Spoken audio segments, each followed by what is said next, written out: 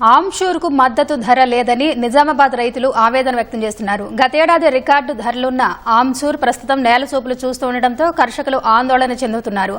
లక్షల్లో పెట్టుబడులు పెట్టామని కూలీలకు సరిపడా డబ్బులు కూడా రావడం లేదని వాపోతున్నారు. క్వింటాకు 40,000 రూపాయల మద్దతు ధర కల్పించాలని ప్రభుత్వాన్ని కోరుతున్నారు.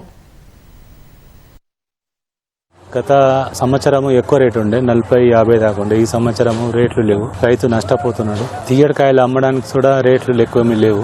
ఈ గాల్పు దుమాన్లు అన్ని నేలపాలవుతున్నాయి, చాలా కష్టాలు ఉన్నాయి. రైతుకు కొంచెం సరైన ధర ఉంటే రైతు బతకాలుగుతాడని 40 దాకా ఉంటే క్వింటాలకు పెట్టుబడి బాగా అయిపోతున్నాయి. 3 క్వింటలు వస్తే ఏం వెళ్తుంది, అందులో ఒక 10-20 కిలోలు 30 కిలోలు వెళ్తుంది అంతే. ఈసారి అంతా ఏం లాభం లేదు, మొత్తం నష్టం ఉన్నది.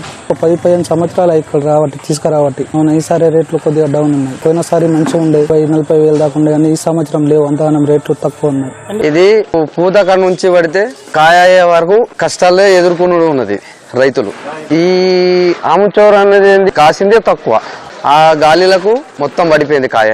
ఆ ఆమ్చూర్ చూద్దా రేట్ లేదు.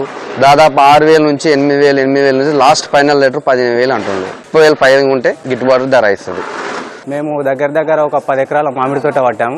దానికి ఒక 5 లక్షలు ఖర్చు అయింది. ఇక్కడికి వస్తే ఆమ్చూర్కి రేట్ లేదు. గవర్నమెంట్ ఏదుందో దీని మీద స్పందించి మాకు గిట్టుబాటు అయ్యే రేట్లు కల్పించాలని కోరుతున్నాం. 35-40 వేల నుంచి గిట్టుబాటు అవుతుండే, ఇప్పుడు ఏం లేదు. ఆమ్చూర్ మొత్తము డౌన్ అయిపోయింది. మేము చాలా లాస్ అయినాము దీనివల్ల.